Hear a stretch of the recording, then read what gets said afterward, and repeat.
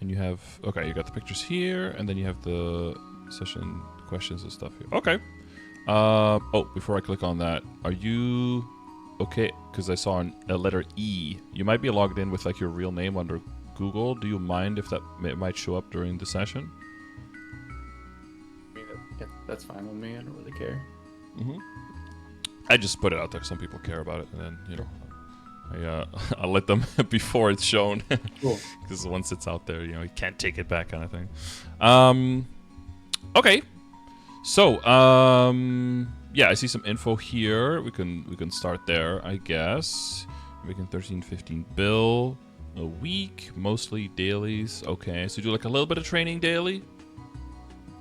Yeah, I try to keep it to no more than an hour of training. Okay. Whenever I train. Sure. And it's probably healthy, right? Including, yeah, for sure. And okay, and maybe more on weekends, or just that's an all-day rule kind of thing. Maybe 2 hours on weekends. I think I burnt myself out with all the familiar farming I did, and it's like once I got 2 boss mule fams, I'm like, all right, I can't grind any more than an hour anymore. Oh yeah, you have 2 with boss damage on the main.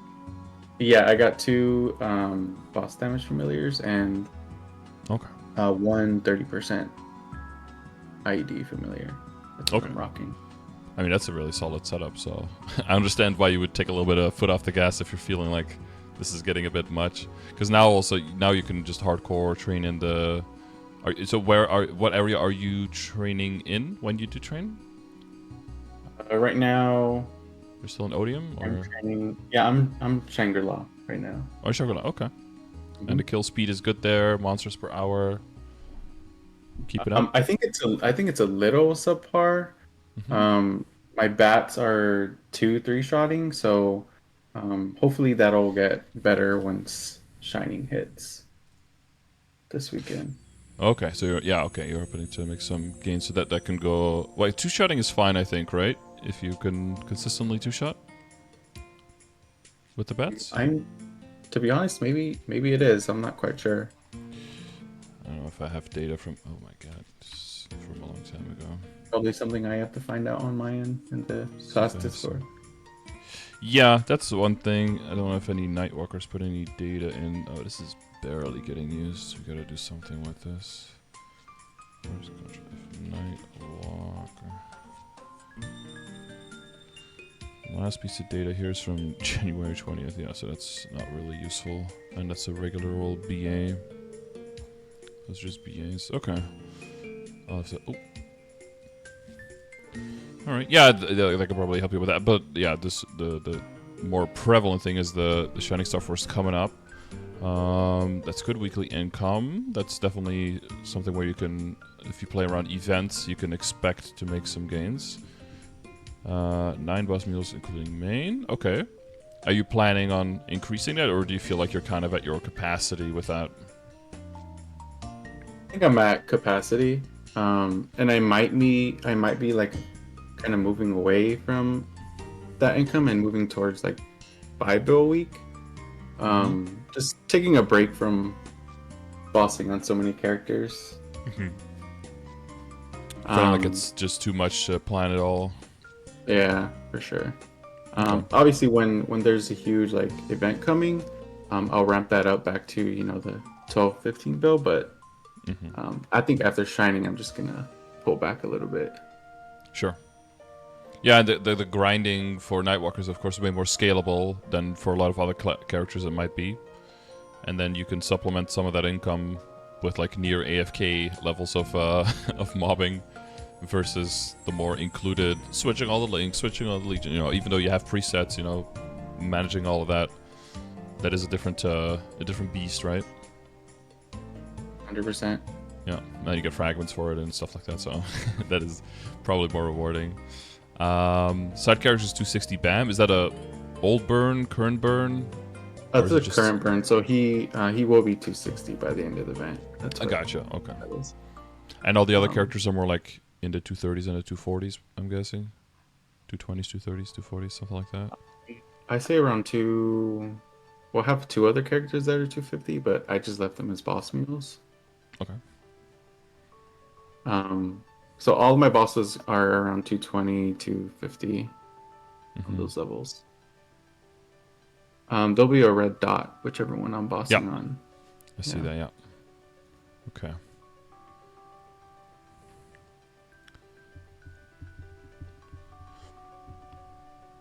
The Dark Knight is specifically skipped there, or is that's like a... So yeah, those. So I learned from a mistake. So I was the kind of person who loved to like have big jumps and damage. So what I would do starting out is I would dump like maybe 15, 20 bill on a character before I even started bossing on it, just because I thought it looked cool. And that happened with the Dark Knight and the Phantom, and I was like, God, I hate these characters. So this is wasted money there, but lesson learned. To take your approach and just the gradual way instead of just dumping a whole bunch of money on it. Yeah, by that time you have a better feel for whether you like the style of the character or not, and then your investment is more efficiency, more effectiveness in terms of scaling that up. It is hard though, because sometimes you don't know if a character can become pretty fun once it reaches a certain level of power, right? And it becomes difficult to say. Sometimes you do need that jump to bring a character to like its, not like its peak performance, but to a point where it can show you its true potential. But then, if you don't like it, then you've paid the price for knowing that. I mean, all in all, if it happens on 2 characters when you did it on like 10 characters, that's still pretty good rates, I would say. Seems like if you enjoy all the other ones, then that's still pretty good average, I would say. Yeah, and I try not to go above Enlomian on a boss mule, just because I know it's gonna want me to play even more on it, spend more money on it, and that just takes away from the main. And right now, I'm like, I consider myself a casual player. Like, I don't like to play a lot, Gotcha. Mostly a lot around events. So. But you're soloing the C10A and below, so you're spending some weekly time for sure on that, right? Yep. But you're okay with that, with the time that it takes versus, duoing and how much faster that could be, just to have the exclusivity of the drops? Yeah. That's my thought process there. So my thought process is if a boss takes me more than 15 minutes, I just duo, because I like to get things done in a 30-minute block. Yeah. That's kind of my approach. Yeah, that's reasonable. I mean, Korea has the update now where you can buy your cooldown on your G skills, so that might switch for some people, kind of like where that level is of how long you're willing to do things. But like the 15-minute mark, I think is very reasonable and very recognizable to other people as well. Longer than that, it just feels like you're in there forever. And if it's 50 minutes or under, that means you can get 2 of them done within half an hour. So that's a nice, clean. Yeah, if I'm at the point where, well, not with my main character, right, but with some other characters where I'm like, okay, this is like a 15 or plus minute solo versus, so I could do like 2.5 an hour versus I can like duo this and then add slime, for example, add C slime to C10A and then do all of those within half an hour. That would be my preference, but again, that's because I don't need that exclusivity from those drops as much on those characters. But with the other characters where it would be over 15 minutes, I would not even like duo for like to get a clear of around 10 minutes. I would just blow up normal and call it a day.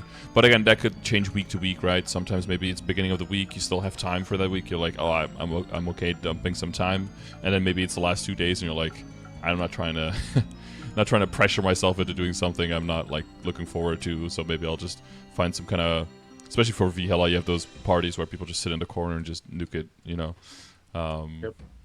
just for a chance of a box is mostly what that is, right? What's your ring situation right now? I have a Roar 3. Special ones. Okay. That's a good situation to be in. And a continuous 3 and a risk taker 3. Yeah, risk taker is well, risky. It's in a name. Yeah, it's a That's a liberation style ring, pretty much, for your class. Oh, I see. I didn't know that. Makes sense. Yeah, I mean, there's some situations. There's just some boss fights where it's just impossible to not get hit. Some random stuff will always hit you, and then it's just a completely useless ring. I like the Risticker 4. So, I mean, people use it like Paladin will use it, hero classes will use it, right? Because they can stack Freud, so both those groups of classes can have 30 seconds of invincibility, and then you can basically use the whole thing up until Risticker 5, because then it is extended to 40 seconds.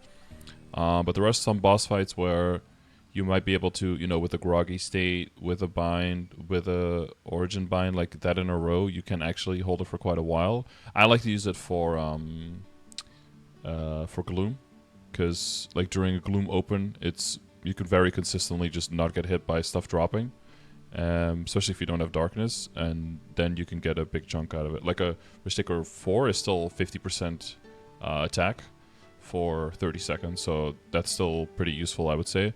But it's more on a 2-minute class thing, right? If you have the Roar 3 and you're fully 3-minute, then you're never really swapping into that, because like, what are you? You don't even have like a mid burst on a Nightwalker, do you?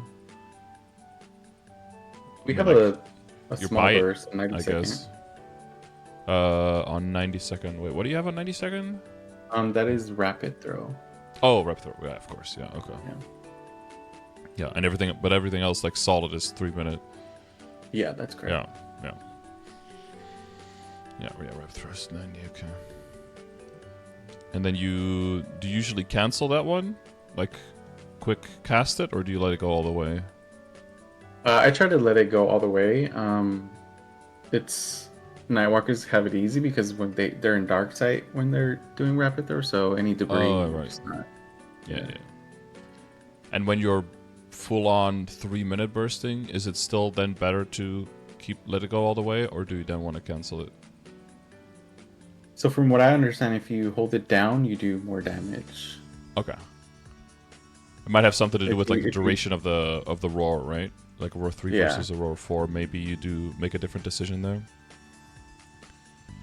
Because sometimes that can impact. I know for my arc that was sometimes a thing, because then maybe you can like squeeze in an extra skill just before the end of the shorter roar. Then once you have the longer roar, you can maybe let it go a little bit longer.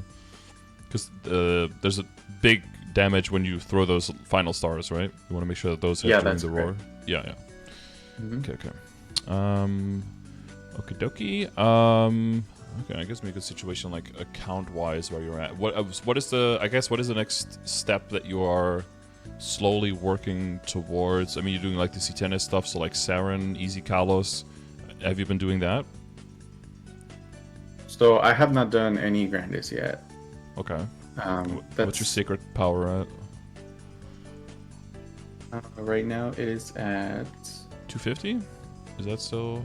Yeah, that's 250. Okay. Well, that's like the perfect number. That's full bonus damage on Easy Kalos and the Hard Saren. I think people are a lot more afraid of Easy Kalos than they should be, because it's Kalos. But I think a Hard Saren / Easy Kalos party should be forming around the same time, honestly, because it's kind of like one of those things where people try to not go to the bosses when you still have to like engage with the mechanics and when they're too tricky, because it'll waste them time. But the key is to start when you have like the damage and we have to engage with the mechanics maybe a little bit, so that you can really feel your character's getting stronger when you start just pushing through it and not have to worry about it at all anymore.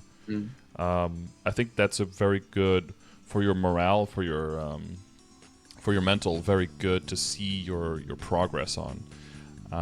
Plus, it's really cool that the easy bosses can already help you make progress towards Eternals, And I think for a lot of people, maybe not quite yet, but we're going to get to the point where people will not really feel the need to 22 Eternals, 22 Arcanes anymore. Because even with like 21 Arcanes, you'll be able to get into those bosses and you'll start moving into Eternals, and some people are going to start hitting and are not going to feel like the 21 Arcanes are as necessary anymore. Now, we know now that the rest of those pieces are from, I was almost going to say a Limbo. That's his name, right? Is that his name? Yeah. My blanking. Yeah. So we're probably going to need 22 Arcades, but because it's like so high level, it's going to be so strong, right? So it's still that far away. But for some of the earlier, with extra power creep coming along, although we know now as well that there's not going to be any more mastery cores or skills, at least in the next year or so, they probably want to make it so that people still, min-max more on all of their equips, and they don't start like jumping and cutting corners just quite yet. But yeah, I think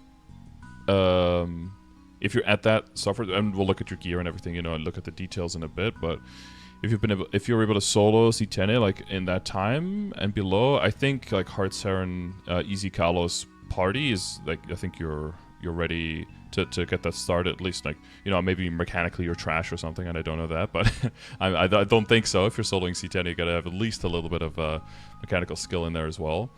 But I would think that you'd be ready for that. I mean, normal Kalos is definitely a big jump, but that's one of the cool things I think as well. Once you start with like lower level, you start with a party and you find like a solid party for those things, it's really good as a setup for when you get a lot stronger. Oh, do we want to start like splitting up the Seren party? Do we want to help each other out? If one party gets a lot of drops, do we want to change members around within our same group of 6, right? Do some people want to start duoing, maybe split it into 3s? And do we want to start adding easy calling? Do we want to move into normal? If everyone's kind of like on the same pace, it also takes a lot of pressure off of you of like constantly every single week having to find another party for, and then you can, if you have a set time in the week where you do that, then you can also plan some other stuff, maybe with other people, or, some other dailies and weeklies around that. So that you have like a cluster of time that you're spending if you're more casual, and you don't have to, maybe in a day that you weren't planning to play as much, then that's the only time where you can now get a party, and then you get that pressure of, do I change my personal schedule so that I can make this gains in game, which that'll always feel a certain way, right? So I think you're at a good time where you can start looking for that. Of course, you don't have to, but you can start working on Eternals and stuff, and the sooner you start, the sooner you can start trying to blow all your money on those, because they're expensive. Well, yeah, I'll definitely start getting on that. I personally, I just don't know anything about the mechanics. Like, I haven't even watched the guide yet, so I'm like, if I go in now, I know I'll die out. But oh, for sure. I mean, and that's a good thing. I mean, it's not a good thing that you die out, but that means that there's a lot to learn, right? They've redid the practice mode now. I don't know if you've used it so far, but you can like activate all the buffs, right? It's just the practice mode version. So like all the G skills and stuff like that, so that when you get out, they're just gone again, but your actual G skills don't go on cooldown. So I think that's very useful for a new practicing party, that you can just do a few like run your head into the wall runs and just kind of like die to a bunch of stuff, and just get used to like how quick are the attacks, how big are the hitboxes, what is a safe spot, what is not a safe spot. And that's just that learning process in the beginning. I think that's totally I think that's one of the cool parts about the whole thing, that you're with a group of people who all want to make progress, and just you're gonna be like dying out and laughing at each other. And that's also a good point to check like where are other people at. Are people like very, some people are more competitive in that case, where they get more agitated when other people die out. Some people take it too seriously, some people don't take it seriously enough. You want to kind of like weed out, in that sense, people who are not on the same page as you. That's that takes a bit, but once you've got that party that's like on the same level of seriousness, of availability, and but general rate of progression, now people who are already like 279, who are actually already kind of looking to go into normal Kalos, because then maybe after 2 or 3 runs you already lose that person, you already got to fill it. That's going to happen, but hopefully not too soon. But yeah, I mean, we can run down the boss, I guess, a little bit. Seren is very much like you just go in, you bind in bursts. Seren is normal bindable, Kalos also normal bindable, so you just chain them. During the burst, though, in all of the stages for Seren, you can get hit by things that blind you. So if you don't have liberation, so you have the curring. That's some stuff that you might have to pop to make sure you can confirm your damage. But yeah, most of it is just like setup, big bind and burst in P1, whittle it down to almost dead, wait for everyone's burst to come back. That's ideally, you want to do that with one burst, right? And then into P2 again, as soon as it, you want to mostly try to fight it in the left corner. That's a decent spot for it. And then you just like unload on it, like all of your origins, all that stuff in P2. And then you try to get as far with that as possible. And then the real mechanics and everything start. So, well, in P1 as well, there's like a gauge meter. So the more you get hit by things, just the gauge will go up. And if you hit the max, you'll get stunned for a while. And then you just, you're sitting duck for every single thing that is trying to kill you. So it's a good idea to dodge as much as possible. You can start practicing in normal, but like some attacks in normal Seren are a bit slower than in hard. But it can also be like a good place to start and then, work your way into hard Seren. Normal and hard are pretty close though. It's kind of like normal Vihila and hard Vihila, where there's a difficulty level difference for sure, but you move from one to the next like very, very quickly. And of course, hard Seren has the chance of dropping an emblem, and normal doesn't. So that's a huge that's a huge selling point for going straight into hard Seren. Kind of like with hard Vihila with the pendant. But yeah, so P2, it gets to the point where every single time somebody gauges out, there's a 1/4 stage, like the midnight stage, that gets a little bit shorter. And if that ever reduces to 0, so if people gauge out enough, then the whole run just fails. So it's a matter of either getting through the run very, very quickly, or dodging very well. One of the two. Ideally, a little bit of both. Ideally, you're not in there forever, and also you learn to dodge better and better. There's a lot of stabbing attacks, so I don't know if you've started... have you started Black Mage at all?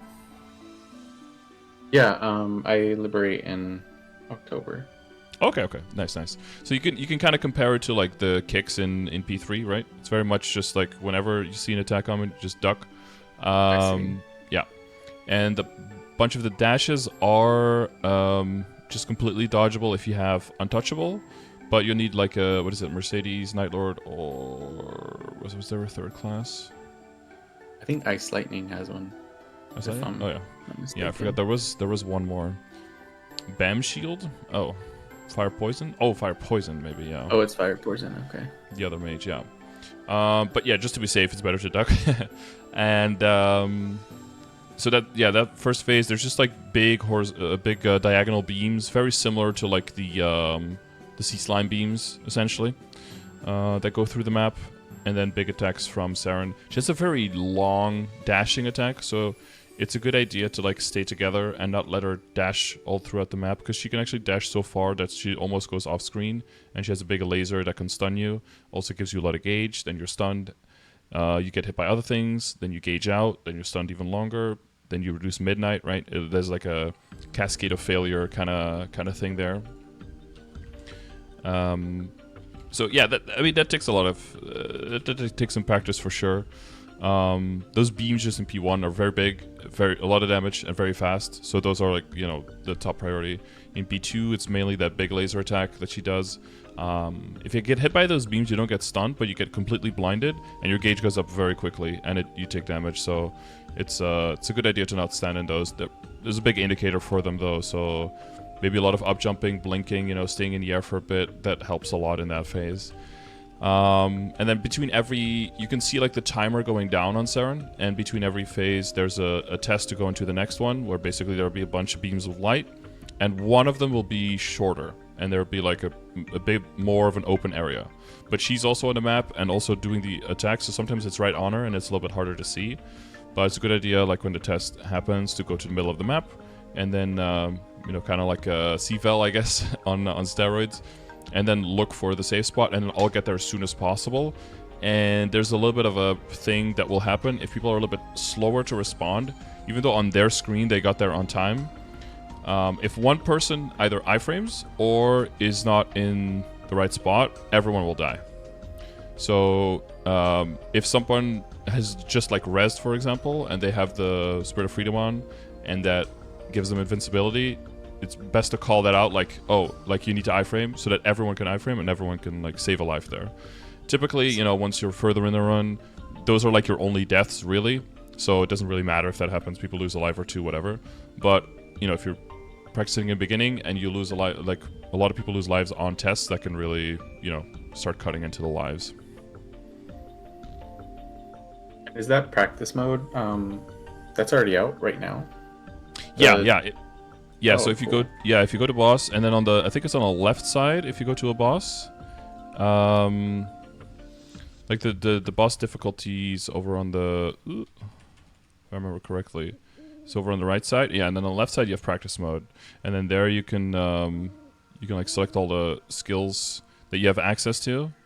You can activate all of these, and then you can just have a realistic scenario of like how quick would it go, right? Like how many people need to use their origin here.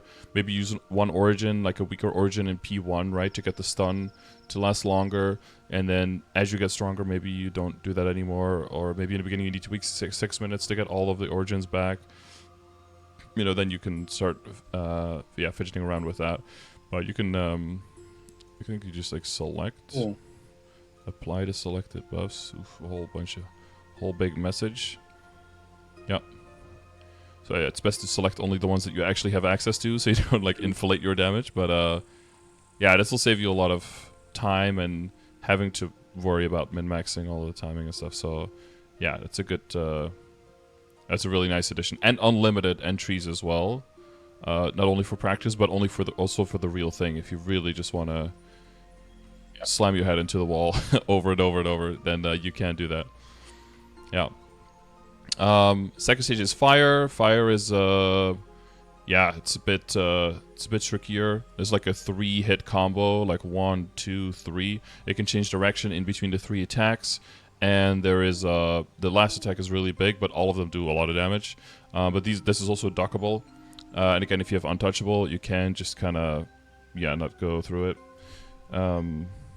Ginger, what are you typing in chat? Okay. Anyway, guys, you guys are doing it in chat right now. But that, like, the regular stab attack is also still there. Instead of, like, pillars of light, there is giant walls of fire that come from the top. These do a lot of damage, so it's, again, very much like P1, where you just, like, dodge it, sidestep it, look at the timing, move from left to right in between. But there are also big 2 eyes of fire that will appear after a little bit in the map. And typically, if you're working on 3-minute bursts and you're really fast, that'll pretty much always happen on the 3-minute mark. But it'll basically, cordon off parts of the side of the map. If you have a teleport, you can go through. If you have some kind of teleport dash, you can go through. But like overall, like regular dashing, you basically kind of treat them like golems. Like, I don't think they one-shot, but you don't want to pass through these unless you absolutely have to. So that plus those fire beams can make it pretty tricky. So then again, Cur rings when you're bursting, Jenny iframes, that kind of stuff will really make it a lot more situations you'll be okay with not losing all of your damage there. And then there's a really short phase, that midnight phase. Wait, am I forgetting? Oh yeah, first there's the there's the most annoying phase, the one with deer. The lower her HP is, the more deer she'll summon. That just run around and knock people into the corner and stun them for a while. There's little orbs that spawn that explode and stun people, and then there's her moving around, and then there's what we call crabs. It basically just like goes underground, and you can see like a crown, like basically like the prickly top of a crab, like moving under across the ground, and it basically shoots up a giant beam of light every like second or two. And if you get hit by that, you get like smashed to the side of the corner of the map and stunned as well. Which all of these things are just not that big of a deal, but they all make you a sitting duck for like the next attack to like chain you into submission, essentially. And during this phase, the more you get hit, the more she'll grow a shield, and at the end of this stage, the shield is added in percentage HP to her total. So if you get like very, very close, but you fuck up this stage, you could just essentially put her back at like 60% health or something. So if someone has a lot of survivability, a lot of dodging, a lot of iframes maybe, they'll like sit on her in a corner and keep aggro on her so that everyone else can kind of just like jump in the air and float and kind of like dodge all the attacks much more easily. If you don't have that, if you have a lot of mobility, that's very useful. So you can just wait till she gets to one corner, go to the other side, sit there, dodge, wait for her to come over, go back to the other side. Or if you get really strong, you have a lot of damage, you could also elect to burst her in this phase.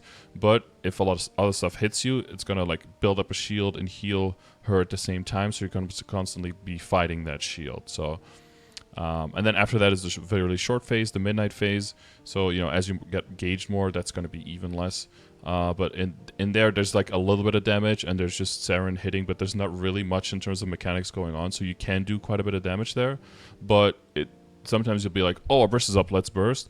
But she's going to be in that phase for so short that it's immediately going to do like the test in between the phases again, and then during the test you can't hit her. So you want to be careful that you don't like, you know, prep all your bursts, and then then you lose all your bursts to like the phase time or something like that. So you want to keep an eye on the counter. And yeah, it's mainly just all about like learning how to dodge, so you don't get gauged as much. If you don't get gauged, then you don't phase out of before, and then you can do what's called like cycles. So sometimes people do like hard Seren 1 cycle. That basically means you try to kill her at the latest in that first midnight phase, and you're not trying to be in a fight so long that you go like through the cycles of the stages too many times, because yeah, typically, especially in the beginning, like, you just don't have the lives for that.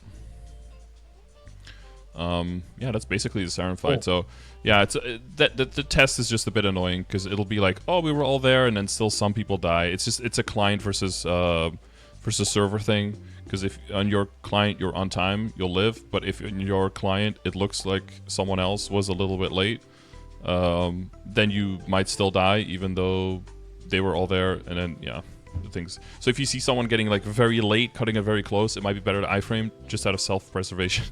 And then hopefully the game just saves you and doesn't kill everyone else for you iframing. Yeah, it'll sort itself out. That in mind. Yeah, Kalos can be a lot easier if you're strong enough. It's really just kind of like the same as Seren, like starting out as just like doing one big burst, waiting for your burst to come back, going to P2. But then if you're strong enough, P2 is just a complete joke, essentially. Because he has a groggy phase, like he basically has a longer test. I don't know if you've seen like the orbs, like the 5 orbs that you have to go into, if you've seen any Kalos runs at all. Yeah, I've seen that. Yeah. So there's just like 5 different of those orbs. They can only all appear once. You just have to stand in them, wait for a big explosion to happen, then you go back to the middle, then you go to the other orb. It's very simple. But then after every test, there's like a groggy phase of 10 seconds, and then, you know, you can bind, you can origin, as long as you have the timers. So basically for that, what a lot of people do is just like 2, 2, 2, 2.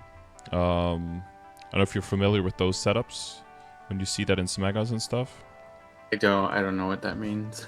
It basically just means that 2 people full burst, like with origin, and that you group in set of 2s. You have 4 HP blocks in P2. So basically just 2 people will burst through the first block, and then 2 people who didn't burst yet with their full burst and with their origin, and all the other people will just like DPM essentially. Unless you've already used your origin, then you will just do as much damage as you can through the second block. Then through the third block, and then because it's been 6 minutes, right? Like the first 2 will be up again by the 4th block, and their origins will be back, and then they burst through and everyone just throws everything at the last piece as well. But the idea for Kalos is just to have enough damage that is basically just nuke through part, test, nuke through part, test, nuke through, and then you basically don't engage with the boss the entire time. That's essentially Kalos. And then once that starts just getting way too easy, you start moving into ecaling, and then there's a lot more mechanics involved, but surprisingly not as much damage as you might think. You can go to ecaling quite a bit before you can go to normal Kalos, but there's what people call like the now I'm blanking on the name, but basically like a cheater strat where you kind of just play it safe by having one person hold the boss and then everyone else staying in the middle of the map. Cheese strat, yeah. And then you just attack it from the middle, and you just basically don't engage with the mechanics of the boss too much, which for easy mode is very much doable. Sounds like my playstyle, just not interacting. Yeah, yeah, exactly. It's really once you want to start jumping up to the next one. Normal Kalos, you have to interact a little bit, but again, if you're strong enough, it's mostly like one machine in P2 that can come up, and if that's... you have like a 50-50 chance that it is one. Actually, you have like a 75% chance that it's not one that's too important. If it's the laser on the left, that one is very tricky because it can like stun everyone, and then you fail the test if you don't, get out of the way fast enough. But if it's the arrows, it's just damage. If it's the ball, it's just damage. If it's the beam, it's just damage. It's a bit more annoying, but it's also just damage. So you have a very good chance once you have a lot of damage that normal Kalos becomes that simple too, and you also just kind of like burst, burst, burst. But again, this is kind of like Seren, where you'll have to do practice and see how strong everyone is, and kind of determine which two people should burst together, you know, so that all of the segments can go evenly. And that'll be just a little bit of practicing, a little bit of back and forth, and like looking at BAs, looking at DPS, you know, kind of like seeing where everyone's at. If you have a support or not, right, that can switch the strat up a little bit. But yeah, if you want to go past that, that's when the supports get very, very valuable. In that early stage, it's just like, just have 6 damage dealers and you can just burst through it. But the party composition becomes more and more important once you're pushing past that content. Cool, appreciate that. Yeah, a little bit, so you know where to start off from. Okay, I guess we can go to the questions, unless you have any other questions based on all the stuff we talked about so far. We can get into the questions. Okay. Income is 12 a week. Yeah, ready to move on to only 5 bill a week. You talked about that. How it changed the thought process in upgrades. I think in backups will probably stay around the same, because you're going to be doing the same bossing content, right? Yeah. So it'll mostly be either just waiting longer and letting more events pass you by, or making certain upgrades at a higher risk. So that'll kind of depend on you where you want to draw that line. There's probably going to be some 22 or nothing things on the way, I'm guessing, in terms of like pitch, right? So for those, whenever there's an event, you'll probably just want to send those and you'll have the money, essentially. Yeah. We have to look at the details of your gear and everything. I'm assuming you don't have 22 arcanes yet, or mostly you don't have 22s, right? The only thing I have 22 is the slime ring, which was just out of luck, honestly. I mean, that's how it mostly goes, yeah. Yeah. That's Yeah, most of the time, yeah. Yeah, I'm Yeah. very risk averse. I see. Okay, yeah, you got 19, 20s, yeah. Yeah. Yeah, I mean, if you make the jump up from here to like being pretty much fully like a 21 gamer, you're still going to be gaining a lot with still relatively low risk. It's really once you go into the 22s that there's going to be a lot of time in between upgrades if you're really going down to 5 bill a week, because some of those upgrades individually will on average be like 15 bill or so. So it's if it's like 3 weeks per item, and you know, again, if you're really only investing into the main character, you'll still be holding on to a decent amount of money between every 5 to 15 opportunity. So that's probably still fine. And ultimately, if that's more fun for you and it makes more sense for your life and for your personal situation, then I think that's the way to go, rather than trying to min-max on it. Because I've been feeling that too. Like, I make a lot more money than this, even on crystals, but I have some weeks where I'm like, I wish I could just sell 30 crystals and just let everything else go. But like, in my brain, it gets really hard to do. Like, that FOMO is super... Yeah, it's very much there. It's very potent, yeah. So I think it's good to be able to make that decision if that makes more sense for you.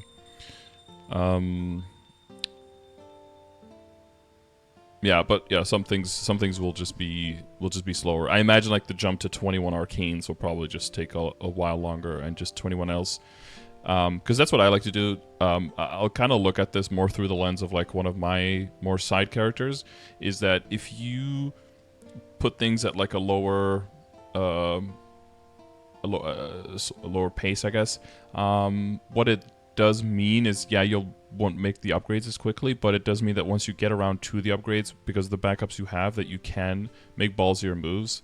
Like, you might get to the point where you have like 6 of each backup or something of arcane, and you have 19 stars, and you could just tap without safeguarding, for example. That might actually become a more realistic upgrade path for you, especially to get to 21, and actually save you money because you have the backups for the longer term. And then the value is going to become more, because some people might be like, oh, I need 5 backups to get from 21 to 22, and then they hit on the second one, and it's like, oh, so I could have done this like 3 months ago as well. Kind of, that your risk aversion can, quote unquote, hurt you there. So monetizing the backups more is something that you're probably more likely to do. Okay, cool. Yeah, I'm still on the fence on whether or not I would want to get to 22 arcanes. Because I would imagine just with 6 drop and obviously the ongoing fragment farming, like I feel like you'd already be strong enough to do the content you'd want. Yeah, Unless well, you're like, that's a key word, right? You'd want, like, some people, they want to be doing, like, Kalos, Extreme Seren, Extreme BM. yeah, And then you kind of need it, you know, because you're not going to get into a party unless you're stacked. yeah, that's true. Yeah, that's a difficult thing there. Or unless you're in a guild that is stacked, and how are you getting into that guild by having that damage? You know, but at that point you're like competing to other people who have it. So if you decide not to do it, that's fine. But you're not going to be in those areas with those people with those connections as easily. Makes sense. And that'll be a conscious decision that you have to make there. Okay. I think that kind of answered my question on the settling 21 for CRA. I think I'll just go 22. Right. Yeah, CRA, so I would always go by risk and by backups. It definitely makes sense to have, I think, your CRA at 21 by the time you have like 19 arcanes. Whether you go from 19 to 21 arcanes before 22 CRA, that's just a matter of backups, but most people will probably do 22 CRA before going over 19 arcanes, yeah. It just, in terms of order and backups, it usually just makes sense. Cool. 70 bill, Shining Star Force. Yeah, we'll look into the details once we go through all the gear. Spirit Golix ring, since new ring will replace. You're talking about the Limbo ring already? Yeah, that's Limbo. I feel like I'm a little bit too early to be thinking about that. Yeah, so that guy is gonna be is it 290? Am I mistaken? Or is he gonna be like in a 290 area or some stuff? That's yeah. I mean, he's gonna be released from what I remember in a hard and a normal version.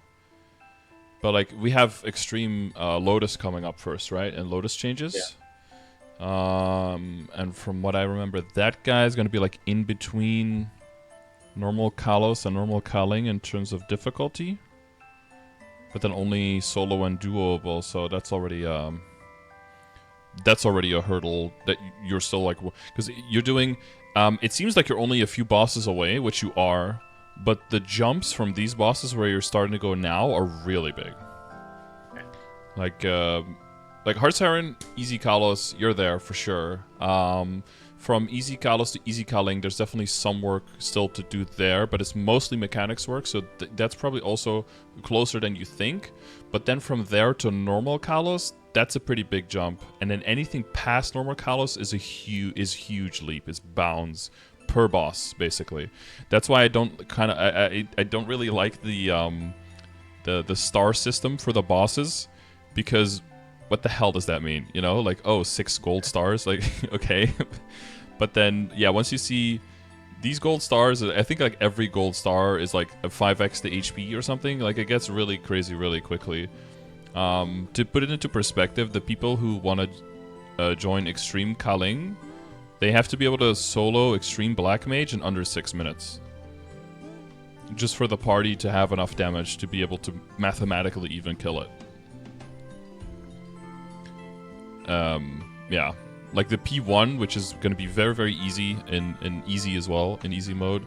But like the P1 monsters that you divide into parties of 2 with, those each have like double the HP of Extreme Black Mage. So it's like, yeah, the HP just gets fucking wild. So I imagine Limbo is just going to be up there and pretty crazy. Normal Limbo is probably going to be, I'm guessing, like in between. Probably like in between Kalos and, well, probably above normal Kaling. It's got to be above normal Kaling, so probably in between, either in between normal Kaling and Kalos, or in between Kalos and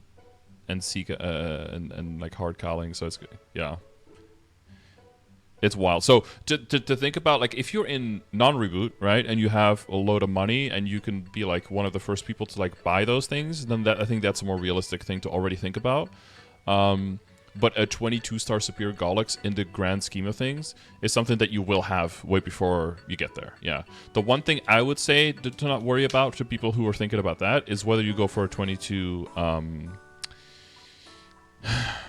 Glona's Heart, right? Because that's technically better than a Superior Gollux.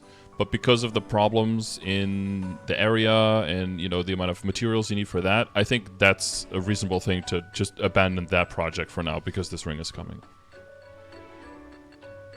But this one I would keep in, yeah. Cool. 70 mil, hopefully, short weapon or more attack. We'll look at that. When to switch to pitch boss. Yeah. Switch to pit boss is a little bit tricky. Some pieces are always switch, right? Like ETs always switch. Eye Patch and Berserk can be close to always switch. Well, Eye Patch is pretty much always switch. Berserk isn't if you're working on a 2-set bonus with the ring, right? So you have to look at the status with the Daybreak there. Source is always switch. And if that breaks Daybreak, then and you have Berserk, then that cancels out because then the set bonus of the Berserk and the Source cancels out the loss of the set bonus, potentially of the 2-set Daybreak, so that's good. Book is always switch, and Emblem is always switch, and then the other ones are basically never switch until you have a full 6-set at least. So that's mostly about the belt, the earring, mostly belt and earring. Like you want to have, essentially you want to have both of those most of the time, and then maybe even a damaged heart, right? And go for a full 6-set or 7-set. It's kind of like between those two.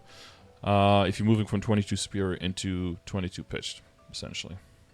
That's because you break the Gollux set when you move it's to just those that good. two items. Okay. Mm-hmm. Yeah, and they bring back a lot more stat, so that's when your stat goes up a lot without really feeling like you made a lot of upgrades, but you need that stat to compensate for the loss in ID and boss damage. And then the critical damage helps some classes a little bit more than others, so that's why 6 or 7 set, a little bit dependent on the class. But around there, you can safely say like you can move over. And yeah, the main reasons like kind of the ET, but it's mainly the earring and the belt that are part of it, is because they're level 200 versus 150 shitty flames and 200 good flames. So they will just add a lot of damage. Weapon attack wise, not as much, but like stat wise, they add a whole lot to you. So that's also why for classes like Demon Avengers, for example, where the stat is basically negligible and is basically only a weapon attack upgrade, for them it's typically a little bit later until you make like the full switch. The heart though is very good, right? Because the heart comes with that potential of the 30 boss and the 30 ID, and the weapon attack on it actually makes it better than a 3-line stat regular heart, like a fairy heart or a wondroid heart. But the problem is the temporariness of it, right? The temporary nature. Yeah. That's the problem. So some people will switch into it for a while for certain bosses. They'll try to squeeze as many boss runs into it, try to min-max the time on it. You have 3 now, I thought I saw, or maybe more. Yeah, I have 3. 3, yeah. That's a good start, right? But when you think about it, that's only 60 days, so that's like 2 months of that's 2 months, and then it's like gone. So that's one of the things for long term for people for bossing meals, is once you start really zoning into like, what is the purpose of my account? What is the purpose of my bossing meals? Is it just the mezzos, or is it also to get into hard Lotus runs to try to maximize the amount of hearts, so that my main character, once I do get to like 5-6 set, can I squeeze in that full set and maintain that set, right? That's a longer, bigger picture vision for your account that you have to be okay with doing that. So for me, for my account, I have 7, 8 around there hard Lotus runners per week now. But like, for example, still the last 5 weeks I haven't gotten one, even though all of those are like over 300% drop. But I had 12 hearts before I started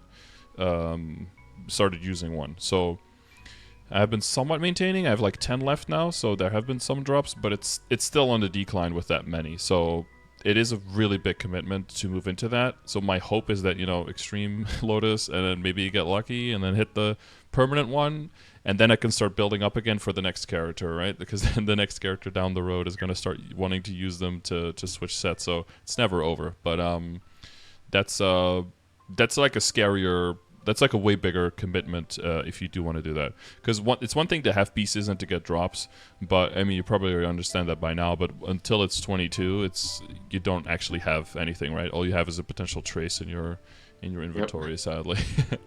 100%. Love it. Yeah. Yeah, it's the nature of the game, I guess.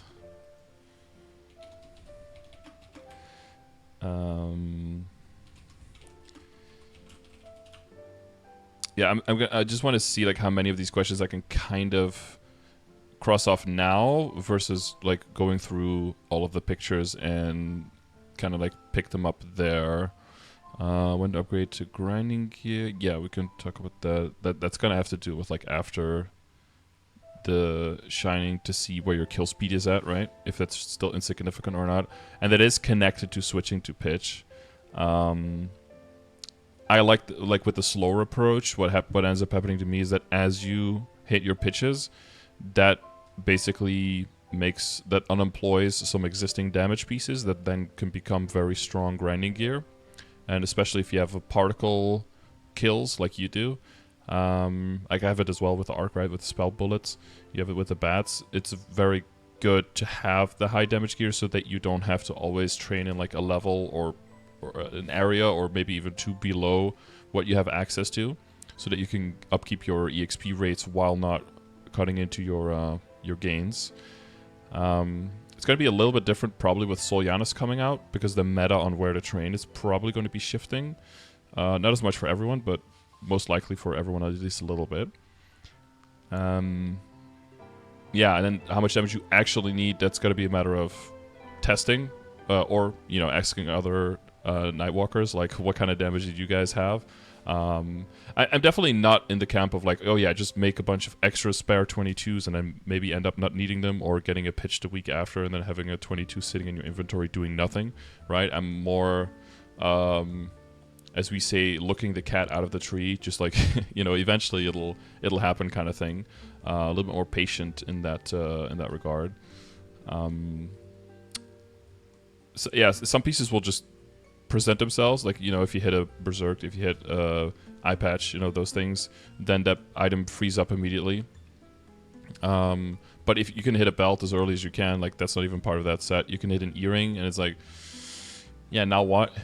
What some people will do is, like, let's say you hit a CFE and you get it to 22. Some people will just turn that into dropper meso gear for a while until they hit the set, and then they'll redo the potential and swap them over. That's something you can do. So it's an option. Or some people will have like a 17 or 20 star, like Diacitus, or what is the other one?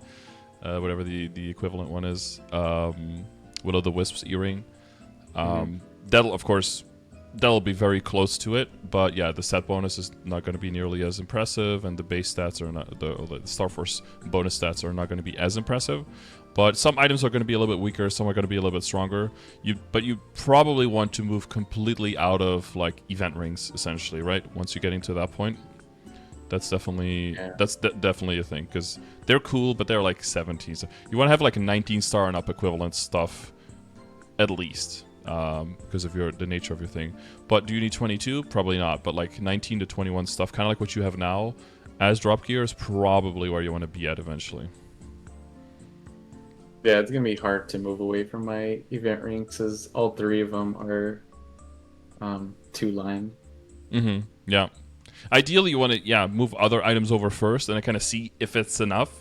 And if it's enough with, you know, training, alternating between the crit damage and the damage stats and everything, right? If that is enough to, the guild skills, I mean. If that's enough to upkeep, then that's cool.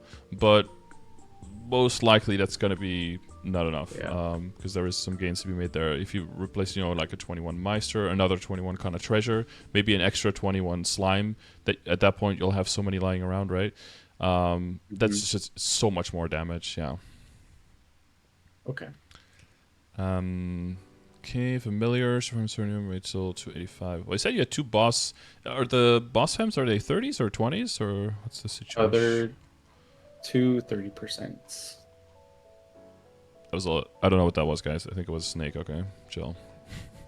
Fucking Imgur showing fucking post. Is it not in there? It probably is. I probably scrolled past it. Oh, here we go. Oh. Yes. So the top 3 are... Oh, yeah, you got 2 30 boss and a 30 IED. Yeah, large drop, 2 auto steals, 1 with even some percentage attack. And those bottom ones are just maybe for like Vihila. Large heal and IED on your unique Papulatus. What is this guy? Holy shit. And a double heal. Yeah. Oh, this is like a really, really solid set. This is, yeah, like pretty much on par. Maybe just below, but like kind of like what I have on my arc, but it's like way above, way beyond any other character in my account. So I think you're totally, unless you have another character that you're bringing up soon that you want to have like a similar vibe with, you already have a lot of saved up familiars, right? That you can use for a rainy day. Yeah, I think you're totally set up to not need to go back. It's gonna be like a gold rush type scenario. It's gonna be very busy there. So I think it's going to be good to not have to be there for a while, and by the time you maybe have to go there, maybe the gold rush is kind of over, and then you can just swoop in, you know? There might be some time where you're like, okay, I don't really want to train, I don't have a lot of coupons, but I want to make some gains for some character, but even then, you've got so many familiars around, I think you're fine to steer clear of that for a while. Thank you, because I spent like, 10 hours a week for the last 6 months? That's what those familiars cost me. I mean, they paid off. Honestly, that's that's a really solid setup. Yeah, I mean, ideally you have that third boss damage one there, but you still have so many familiars that there's theoretically there is another one in there, you know. So if you get to that point where you're like, I want to really chase that third one down, it's a matter of just summoning them and leveling them up and fusing them together. There's a good chance it's already in there. So. Should have extra fams on main. Funny thing is, I got the second boss damage familiar. I asked you if I should open them, and you told me yes, and I got that from it. So. Oh, that was yeah. I remember. Yeah, very nice. Yeah, when it comes to secondary character, you're always going to have somewhat lower expectations of a secondary character, and it's also a BAM, it's also a support. If you're going to be playing mostly solo, you're going to feel it harder if you don't have them. So you might want to open them, but I think what's most important is that you get a large drop on there, and maybe some healing if you want to go into like Vihela hard will and like support the team with that. But making that jump into boss fams, that's like that's a big commitment in terms of not just the familiars that you have backed up, but like that goes together with a bunch of other damage that you would try to get on the account to make that move. Basically, I would say if your goal with that character is at least to like duo C10 or something, then I would consider it. But if your aspirations for the character are below that, then I think it's fine to just sit on the fams and just do like large drop and some healing and leave it at that. Yeah, maybe some ID, you know, but you'll get that automatically just by revealing some commons and stuff. Okay, yeah, I think that thought process helps.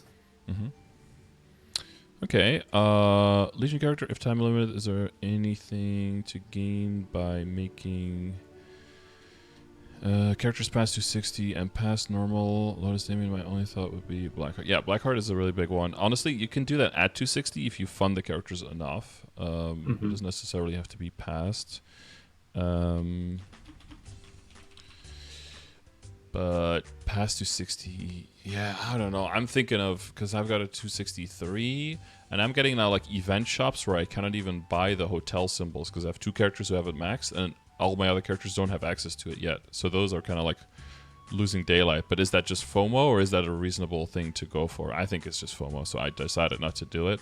One thing that I am considering, but that's more like, you know, just thought process, you can take it or leave it kind of thing, is I think it's cool to have a bunch of characters in a bunch of different stages in the game, so that if there are friends or there are opportunities or, you know, parties or content that I want to do in my particular experience, that I always have a character that can kind of do certain stuff without getting carried or without carrying. And I think that's a good in general, that's a good value for an account to have. But of course, the further you get, the harder that is to maintain them at all of those different stages. So that could be something where you have like some friends that, you know, they want to do certain content, but you like solo it on your main already, but you do want to play with them. Past 260, that would be looking at like also doing like extra Seren runs, for example, or extra easy Kalos runs. Once your main gets to like normal Kalos easy culling and like beyond that, and you're doing Seren in like a 2-3-4 man party, something like that, but other people want to start up Hard Seren and you kind of want to help them, then you need to go past 260 because you just can't get enough Sacred Power on a 260, right? So you'll have to get to 265 to 270 to at least have enough symbols to even get the Sacred Power to not have like 95% damage reduction, and basically have to solo the whole thing in the same time that that the rest is just trying to hit it. So that would be one of the things where I would think, and yeah, to make Blackheart farming like more easy for sure, but it's really like a gear check, honestly. Once you get 260, you unlock the Mastery Core, the Origin, maybe one or two of the boost nodes, you know, depending on if they're very impactful for your class. You should be able to hard Lotus pretty comfortably. Like my Mihail, for example, so just to give an example, is funded just over 30k stat, like 32, 33, around there. Mostly like, it's got like Daybreak, Full Superior, but like everything is either 17 star or 19 star. That's it. I'm probably going to bring the CRA up to 21, but that's it. Otherwise to 17 and 19. Full Arcane, but just at 17. And that guy can solo Hard Lotus, so it's, you know, it's a DPM class, and you have the shields and everything, but you're not necessarily like one of the top bursters, but it can like solo Hard Lotus in around like 12 minutes with G skills. So that's without, you know, without 6-job, without Mastery Cores and everything. So even if you're considering for Blackheart, I would say like 250 to 255s, if you make the right classes, can already do that, and you don't have to think about, you know, taking away fragments from your main or anything like that. If it's just like up to Hard Lotus, I would say 260 and beyond is really if you're looking at duoing or possibly soloing, but like duoing C10A and stuff like that, or killing C Slime, you know, that group of things, or soloing Hard Lucid, Hard Will, or just barely duoing that with someone who's like a bit weaker. That's like the group of bosses I would put in that category. Okay. Yeah, I feel like the more you play on it, the more they get you to want to do more bosses. Yeah, So I tell a lot of people, like, the hyper burn is not because they want to give you free stuff. The hyper burn is so they can give you access to more content, so you feel worse about not doing all of it. So it's very important to stay in control of, this is what I decide to do. This is why my first question is always like, what is the purpose of the character, you know? Are you just trying to slowly move forward?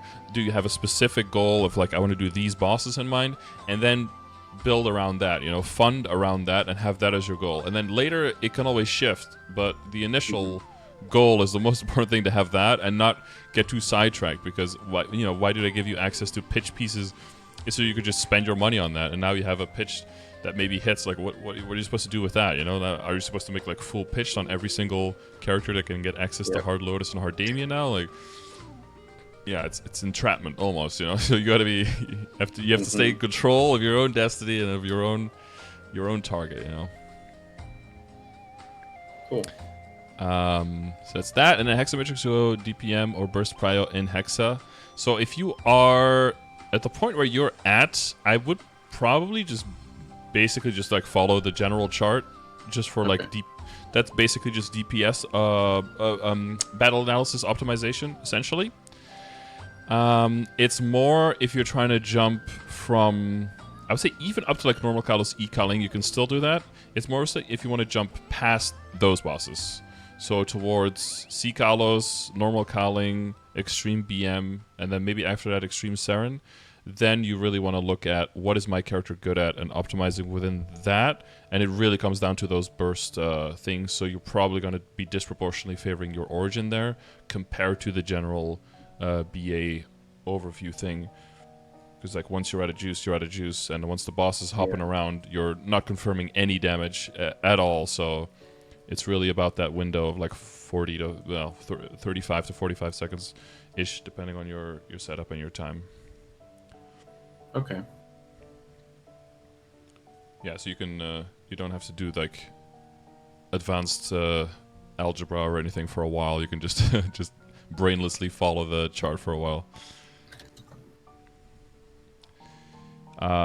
Okay, so the main thing we want to get to is this Sunday, priority 70 bill. Hopefully, we'll take that into advisement. Probably open up the calculator just to have that in the back of our heads, right? Because usually I'm not about like you have to do this, you can't do that, but it's more about how much is it, and do you think that's reasonable, and reassessing during the session, right? If you have a certain goal and you get very unlucky and you go down on your budget, you have to be able to be flexibly, like on the fly, readjust your goal and not be like, well, no, I said I was going to do this, so I'm going to tap this. Like, the worst thing you can do is when you have like 4 19 stars and you want to get to 21, like on Arcanes, for example, and then you end up with 4 17 stars. That's the worst you can do. Never be that guy, okay? If you end up with 1 17 and 3 19s, that can happen, but then you just lose 2 stars, and that's unlucky, and you boom that one piece maybe like 5 times, and, you know, shit happens. But don't do the thing like, oh, I'm gonna, like, you know, in the casino, I'm just gonna double bet on the other one and then make my money back, because then you just you go broke, right? Like, that's just a bad strat. Some people have to learn that the hard way, and other people mathematically understand that to be their reality and are able to overcome their their emotionality of wanting to not be that. But yeah, that being said ahead of time, so let's see, because yeah, I saw a lot of 19 and 20. You did mention your risk aversion, and you will see this in the calculator. I'll just give you this example, because I noticed that you have 20-star CRA, and there's a reason we generally don't do that. You have a enhancement room access? Yes. Okay, good. Just to make sure the calculations are, you know, somewhat accurate. So if you go 19 to 20, let's say during a 5, 10, 15, let's say there's no shining on 150. You can see there's wild disparity between the median and the average, right? Because, you know, if it goes, you're done, and if it doesn't go, you can go all the way down and bounce around a lot. But you can see, like, average booms, like 1 goes up to 14. Expected cost, like median 500. So if you do one item, usually I look a little bit closer to the median. If you do a lot of items, I look more to the average because of outliers. In a case like this, though, I would just always look at the average because they're too far apart, and I'm very risk averse as well. If you want to get depressed numbers, then you look at these. But the main thing is, like, so this is the average, right? So if you get your first item from your first CRA from 19 to 20, and you're sitting on that, the question at this point is, do I get the next one from 19 to 20, or do I get my existing one from 20 to 21?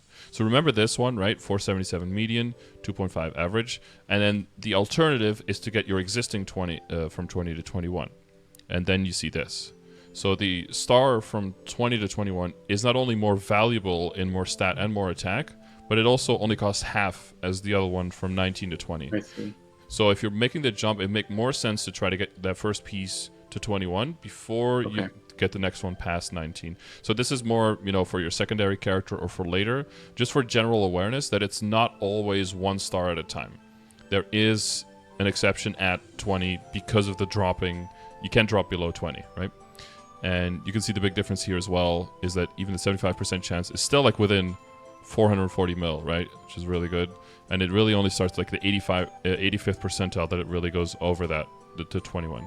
It feels worse to boom at 20 than at 19, but you shouldn't, because backups, right? You have more backups, and the average booms is only half as high as well. Yeah. So that part is more about like not kind of letting go of whatever feels right and looking at the numbers there. Again, you don't have to, but just, you know, making sure it's an informed decision rather than just an assumption decision. Because that's just one thing I noticed. I just wanted to make sure you get that out of the way, not to, like, you know, berate you, but just to make sure you have the numbers there. I guess before the equips, let me just double check if everything else. PA, total damage is 6 minute. So this is what kind of is hard Seren easy Kalos begin? Oh, okay, yeah, yeah, that's yeah, that seems more than reasonable to get that done. Of course, you know, the boss fight for Seren is mostly, it's going to be a little bit less. I don't know if you did this with like a Curring on. You're probably going to want the Curring until you liberate it to make sure you can confirm your damage, right? Because your bursts, your full on. How long is your 3-minute burst? It is. It's like 30 to 40 seconds, probably, right? 30 seconds, and 30? the spears go on for like 87. The spears go on forever. Yeah. Yeah. So like with the bind, Origin bind plus the regular bind, and then plus the curring, you could stretch that to that full 30 seconds. But the problem is, even while the boss is bound, there's still map effects that could blind you. So you're gonna be sometimes where you can like reposition and you'll be okay, and sometimes where you like panic, you need to cur. That'll just depend on how you feel confident, and competent with your bursting capabilities. But that might, tweak the number down a little bit. Of course, for a full 6 minute, boss is going to be dashing, not targetable. There's going to be tests, right? But these numbers look very, very solid, so that's good. Legion is at almost 9k, so that's fantastic. Have you moved your setup towards buff duration? Yes, you have. Good. Trying to get more juice out of that terms and conditions, right? Especially because your spears last so long, so you can actually get 2 terms and conditions within your spears, so that's really nice. Legion Ray Power. Oh, I didn't think of that. Yeah, right, because 60 seconds and then lasting, like 14 seconds or something. So the whole second one will hit within the spears as well.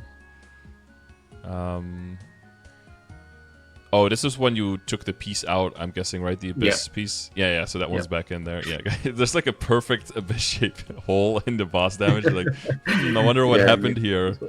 May have been a MapleStory bug, yeah. There it is, very tricky. Okay, and then for your... I guess the first session, you get the Virgin Baptism of the first session where we actually look at somebody's Legion artifact system. Congratulations. So we got 3 5s and a 3 and a 2. And you got all stat damage, boss damage, IED, critical. Yeah, just all the important flat stats. And then we got like buff duration drop, EXP. Is cooldown skip at all useful for you? You're very much a one. You're very much a one class person, so it's going to be easier for you. The BAM, the BAM being a little bit more of just an afterthought. For people who really have like duo mains or like multiple high level characters, it's a bit trickier to build out the Legion artifact system. So in a way, I envy you in the fact that you can go pretty straight for one specific goal there. But that looks right. And artifact point wise, you'll be able to replenish these pretty easily. I think because the system builds up so slowly as well, like the extra cost of maintaining all the artifacts is going to be so far down the road that by that time you make so many artifact points that currency doesn't even matter. The only downside is like the max of how many artifact points you can hold on to, but like at this point it's even 12k, so it'll take a while before you hit that amount. So that's that looks fine, I guess. Yeah, it's definitely going to be a beast to work on this. I have so many quests, storylines I haven't done. Wait, you have member assigned 35 of 36. I think that's because the Abyss wasn't on. Well, the Abyss shouldn't count. That's a bonus, so there's still one missing. Oh, really? Oh. Yeah, the Abyss goes on top of the existing ones. Like if you look at mine, see it says 39 out of 39, but then +2 for 2 bonus pieces. Yeah. I don't know if that's still the case. If it is, you just gained yourself 4 or 5% buff duration for free. Courtesy of the progression session. There you go. See, chat, you always make gains in these sessions, okay? No matter how small. Needs to rank up his Legion 2. Should have 37 max at 8.5k. Oh, did you not buy the last... Oh, yeah, because I'm at 39. Yeah, did you not buy the last upgrade? Well, you have 274 coins. You might not be able to... Yeah, I just haven't upgraded it yet. I've been spending maxing out every week for familiars for the drop coupons. Well, so that's another 4 to 5% again you could get from that. And then I guess 2% more if you optimize the pieces exactly, but that's when you feel like you have the time for that. Oh, but that's a good catch though. Chris. Yeah, and you're closing in on 9k, so that'll be another level. So with that in mind, that would be 3 extra pieces, so 4. It's raining Legion pieces at this point. But leveling. I don't know if you have any desire of like leveling artifact.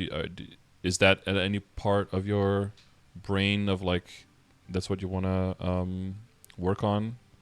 Yeah, I would like to work on that. don't know what's easiest. What's some of the stuff I can just get out of the way? Mm-hmm. I did make this. This was like a document someone made in Korea, and I translated it to Okay. MapleC, and then I translated it to basically to try to optimize it and try to pinpoint as well where all of the important things are, so that you can much more easily find and check what your progress is. Because, you know, in the grid, it'll just, in the artifact missions, it'll just say whether you got it or not. Like, that's not really a good help, you know? Are you already close? Where is the progress exact? Is it an achievement? Is it a medal? Is it a mission? Is it a, you know, they're all kind of all over the place. Because I think that's also a big part of the content in MapleStory, where it was all kind of like built up like House of Cards style. And some things are just in a place that you just kind of have to know where that is. So hopefully that'll help you out. The harder bosses, you know, once you start adding hard Seren and easy Kalos, that's also a lot more points per week. So that'll also be useful in terms of building up the points. But yeah, there's maybe like some jump quests you haven't done yet. There's like all of the dimensional the dimensional library chapters. You know, you can knock those out. Some of those take a while, but like if you knock those out, I think that's 500 per chapter. Monster collection is like a double dip, because there's monster collection medals for getting a certain amount within a certain region, and then the total amount is also part of one. And then the Legion size is also one, so if you get to 9k Legion, that'll also be, but you know, that's steady as she goes. But the next level up you buy will probably also get you some artifact levels, so... but you're definitely getting into the point now where, I mean, I wouldn't underestimate drop rate, you know, like it's still, you know, helping you get out of pitch waiting room faster. Ring boxes, maybe hit that row 4, so there's still good value in there as well. And it's there to mitigate a little bit more the final damage loss. Like you've mitigated most of like the flat damage loss, but now you can get more of the utility out of the Legion artifact system that'll help you push you over the top, you know, with the buff duration, with the drop rate, the EXP, that kind of stuff. So yeah, it's something to look up in to see if you're really close to something already that you can just kind of sneak in, you know. I don't know all of the level up systems by heart, but it looks like you've made a bunch of the big purchases. You've got the 10s, right? 9 to 10 is usually way more expensive. Yep. Yeah. Are you saving for the second mastery? Is that what? I yesterday I dumped that all in my origin, so okay. That is at 15 now. Gotcha. Okay. Yeah.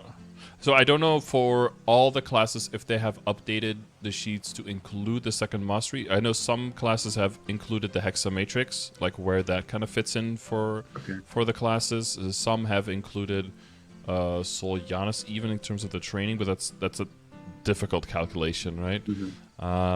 But some I have seen have included the second mastery core and like where it kind of just fits into the grand scheme. So now that we know, you know, it's like coming in July in about a month, it might be a good time to check like where does the second mastery core fit in for your class, for everyone at home as well, and kind of see if it's a good time to just start saving, so that when the second mastery core comes up, you can kind of, you know, stack onto that to see if that catches up again, DPM wise, DPS wise, BA wise, with the rest of your Hexa Matrix.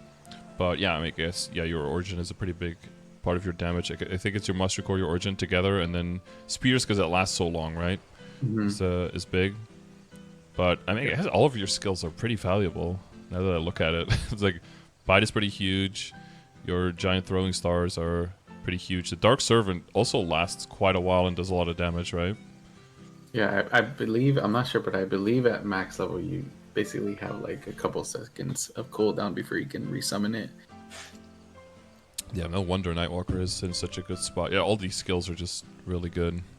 They're always up, and most of them are kind of like passive, so you don't have to worry about them too much. You just kind of like either tap them in between, or you press them once every 3 minutes, and then they kind of just do their thing.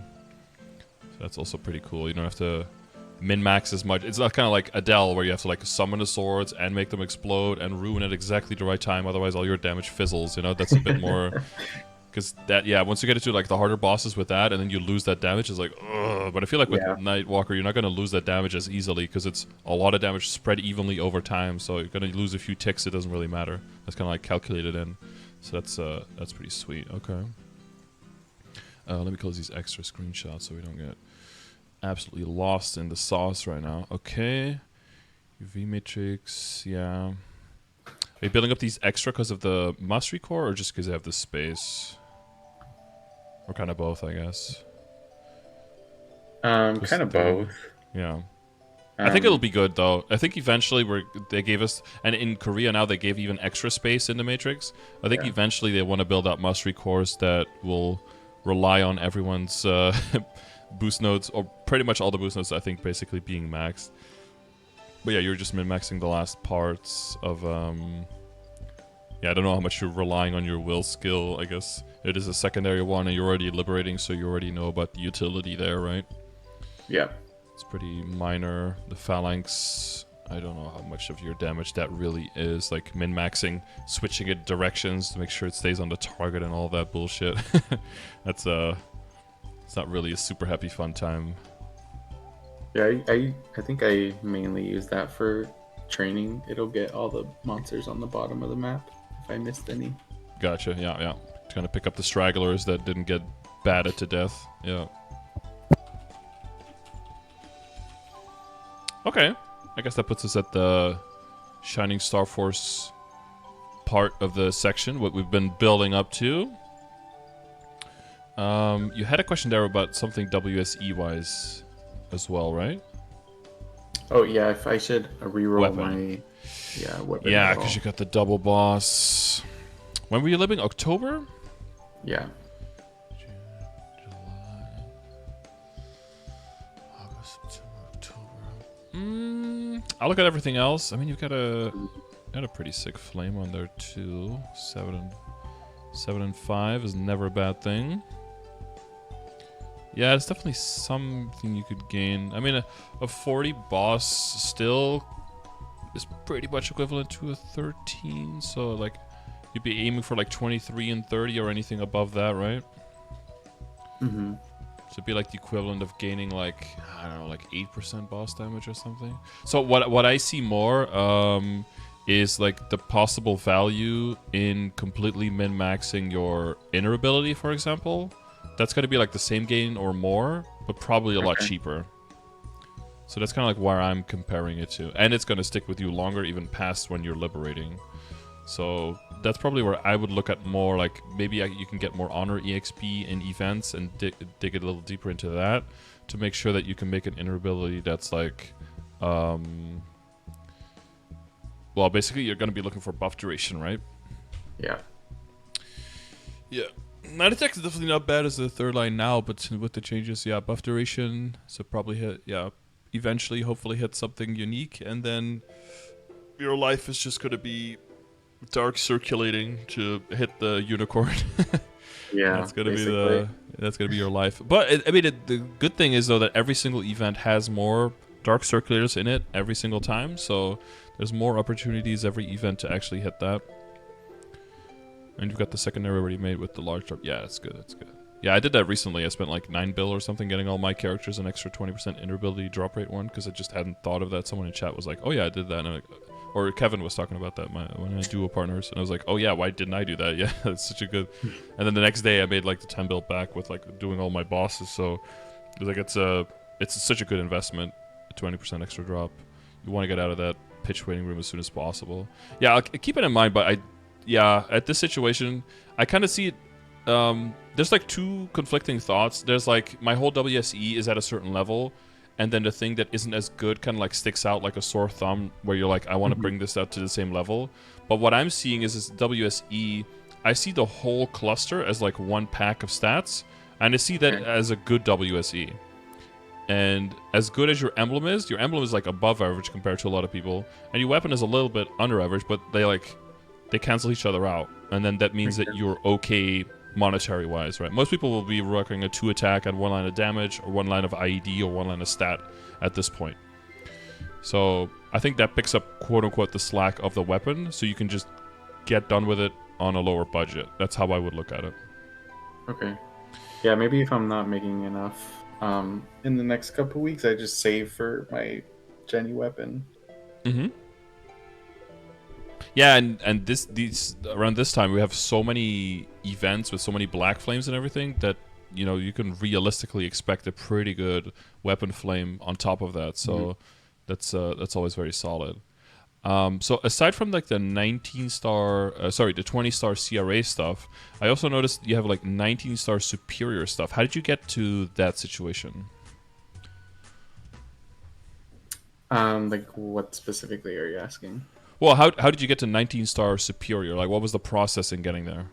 Oh, I started the actual item itself. I didn't do any foddering, which I should have done.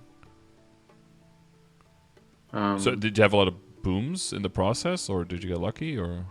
so this was I boomed once. Okay, Um, that's pretty average, I guess. same with same with the belt. I think I boomed the belt. Mm-hmm. Maybe that one was 3 times. Mm-hmm. But my thought process was, I mean, I started hard saving a lot of backups, so I figured that if I'm hard saving a ton, then I might as well just star the item itself. Mm-hmm.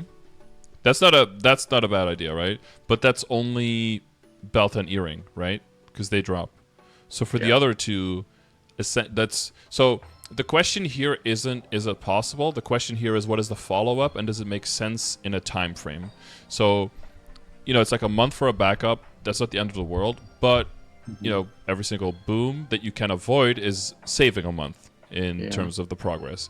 And the big thing with the coins is that you ideally don't want to be out of coins by the time you get like full 21 or 22 superior, because the source of suffering.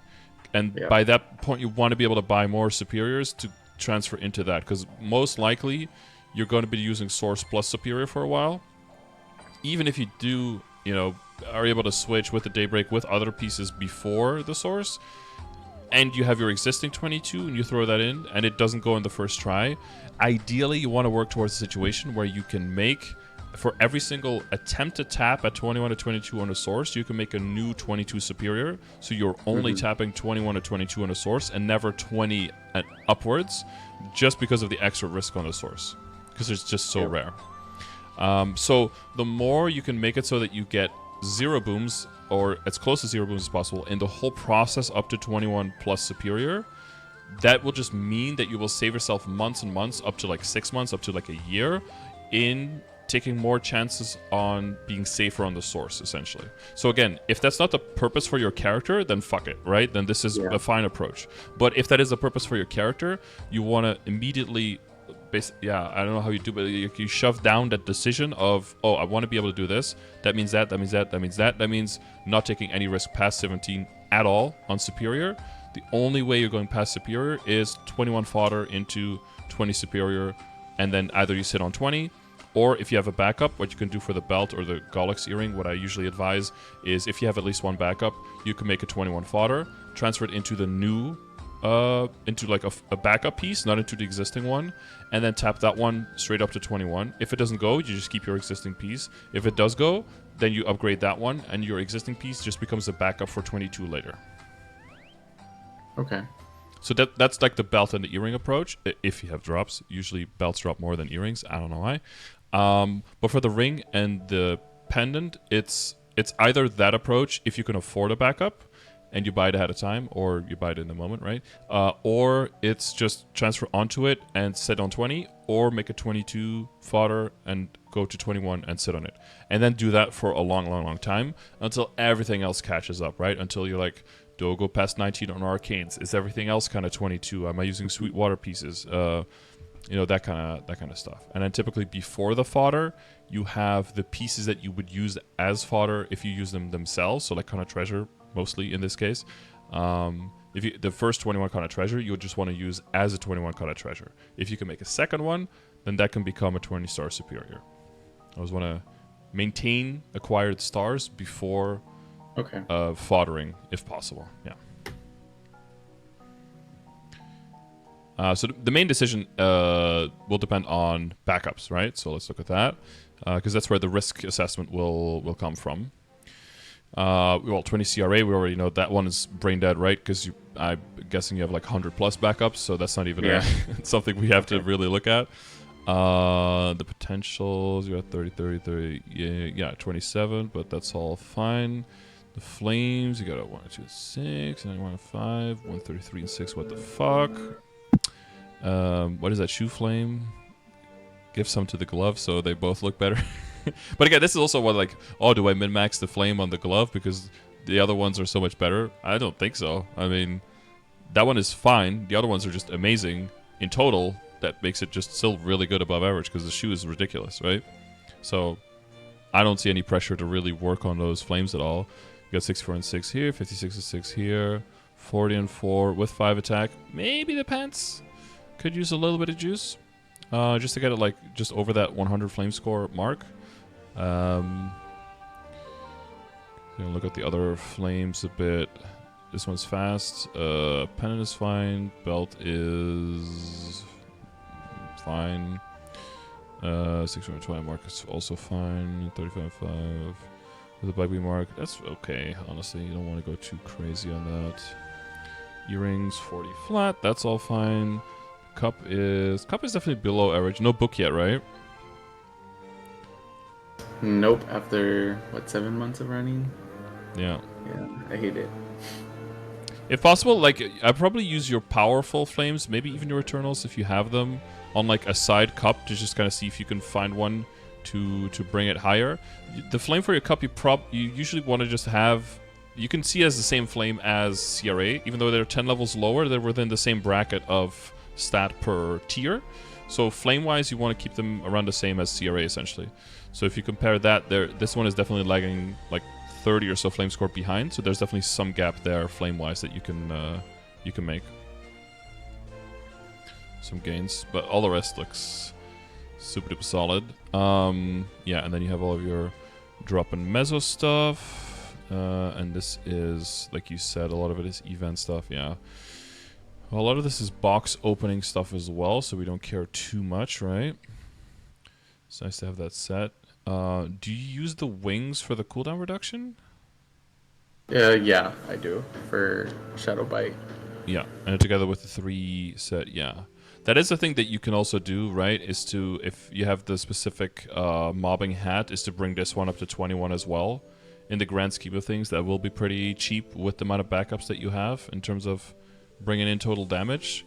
So that's probably something I would push forward for the Shining as well. Okay. I didn't think of that. I should do that too. That's 2 easy stars there. And then the Wings of Fate. I don't know, you can if it blows up, you could just get a new one and trace it, right? If you can, I didn't know. I didn't know you could do that. Work? You get Chad, you get a new one, right? But can you trace the new one? You just give you a new one when you boom it, right? It gives you a new one for free. Yeah, because I know what a lot of people did was they would just get one and then just, I think they just drop it and keep getting a new one until you have one with a good flame, so you don't need to spend flames on it. That is funny. It gives you a new one. But so if you have a trace though, chat, you can, because I've never used this content. You got yours to 21 before using potential, so you didn't need to trace. Oh, yeah, that's another thing, right? Yeah, you could just keep booming it and just keep getting a new one. Has anyone boomed it after and know if you get a trace that you can transfer into the new Wings of Fate? Because you already have legendary. I assume it has 3 lines, but I think the bottom line is cut off. Yeah, I think it's only 2 lines. So Oh, I mean, if I have to redo the potential, it's not a problem. But there is something to double check. I'll read up on that as well. That's a little bit of a gap in my knowledge on Wings of Fate specifically. I have excessive meso, just boom one for science. I don't even have the... Oh wait, do I... I might be able to get them on my DA. I have to think if I even have a character that fully has the storyline done. Because of the whole content, I don't have any characters I need to min-max on the hat cooldown. Yeah, maybe my DA. The DA is probably the closest. Yeah, I could double check it if you guys remind me later. Later, focus on later, not right now. Don't type it in chat right now. But that could be a thing to consider as well, right? 19 or 21 on that is also would be relatively risk-free. Plus, if you know for sure that you're going to keep using them, is that a thing? Do you know Nightwalkers, like endgame Nightwalkers, keep using that if to get the 4 second? Yes. It is pretty. You keep it basically forever for training. Yeah. Okay. Yeah. Yeah. Then I would say like at least 19 there, but like potentially up to 21 for training. Again, to see if that takes enough pressure off of the other pieces. Maybe the kind of treasure as well. We would check the total backups. What is the actual screenshot? This is the actual screen. Here we go. How many kind of treasures are we looking at? Are you looking at like 10 plus or where is here? Yeah, I 1, believe 2, I have 3, a 4, ton. 5, 6, 7, 8, 9. Oh, not 10 plus. So bad, but pretty close. Yeah, that should be enough to. So you have 2 existing 19s to 21, and then a third one to 21 to transfer. Well, so now you're kind of in a pickle though, because you have 19 star superior. Do you want to transfer 21 down to 20 and then basically just gain 1 star? Yeah. That's kind of shitty. Yeah. I'm in that shitty situation. You have 1 superior backup, 3 pendants. Okay. And then, yeah, and that's the other downside. Like, how many backups do you then pre-buy, right? That's the other one, because it's kind of like with arcanes and opening them from boxes. Let's say the first one hits, well, fuck. Now, all of the other ones are just kind of left. But like with pendant, you can get extra because you're going into source. But then for ring, you really can just buy 1. So what I would probably do in this situation is, it's like that's the I have 1 backup setup, right? It's trying to make a 21 into a 20 and try to tap the 20 to 21. So it's at least a 2-star upgrade. And then what you can do in that situation is tap your existing one to see if it catches up to or passes the 21 that you just made. If it doesn't, switch to the 21. If it does catch up, you can, which basically means it's 21 or 22, right? Keep using that one and then use the other one for strong drop and meso gear. And then okay, that takes away one of the pendants. It's basically just always like minimizing the downside and maximizing the upside, right? That's what you want to get into the habit of.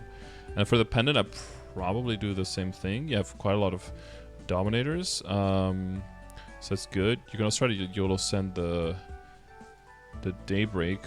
What do you use? You're using a 20-star superior, right? Again, 20 on the superior. Also the 20 a dominator.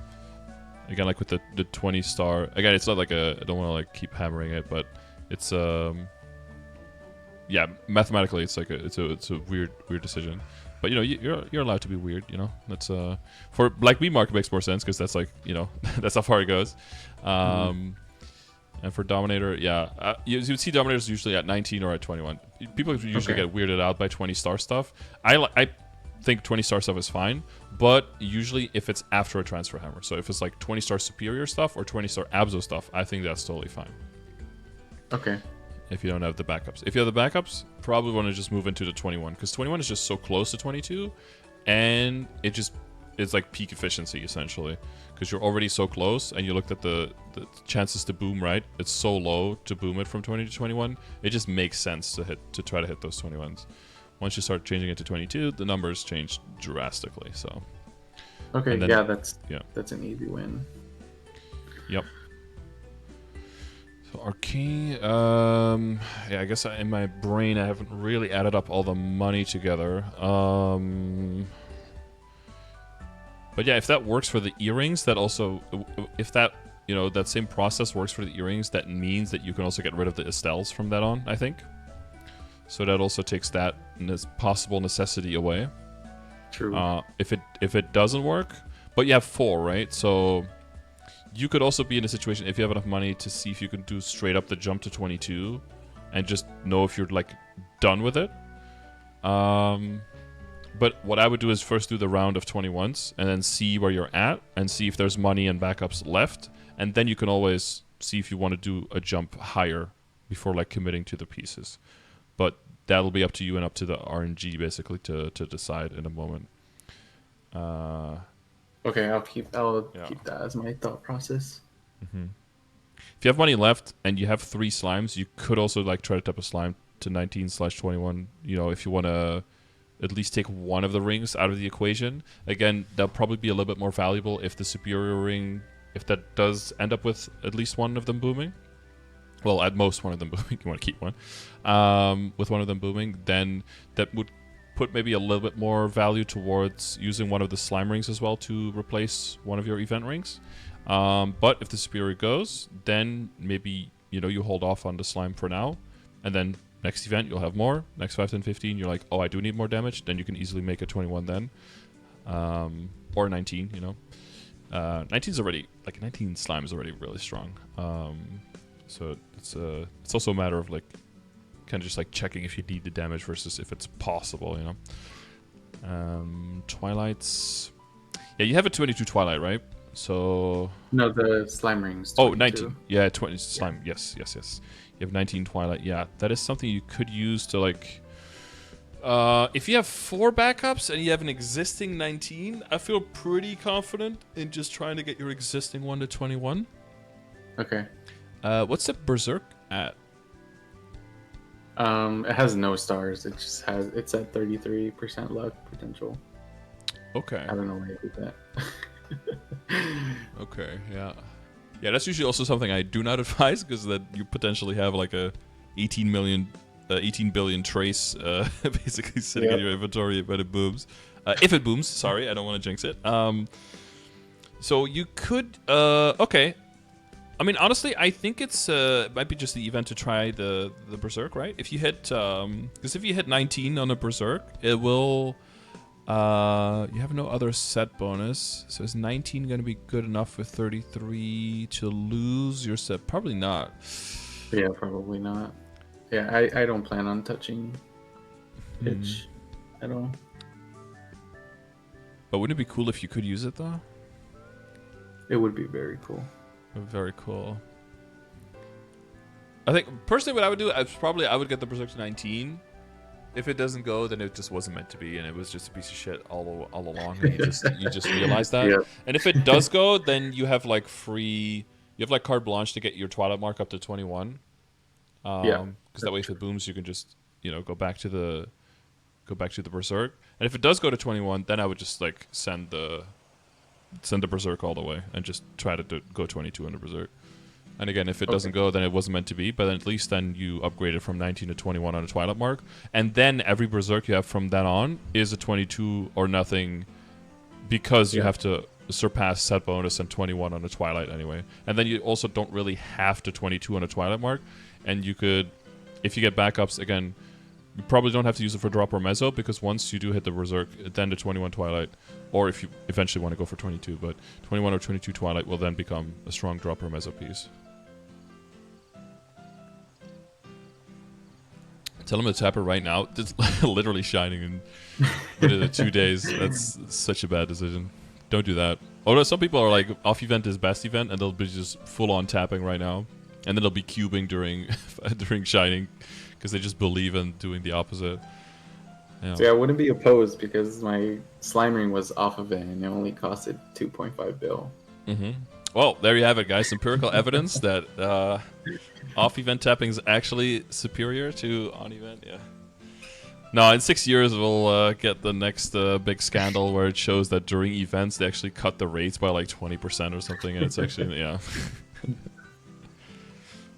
Tap it on stream. I think you're in the wrong. You're watching the wrong stream, Chris. Yeah, you're in the wrong stream for that one, bro. Peer pressuring someone into making horrible financial decisions with their end game rare drops. That's not this stream. That's 2 streams over. Yeah. You have superior belt. You just get to 22. You have so many of those. Yeah. This is just ridiculous. Maybe even 23 with this. No, just kidding.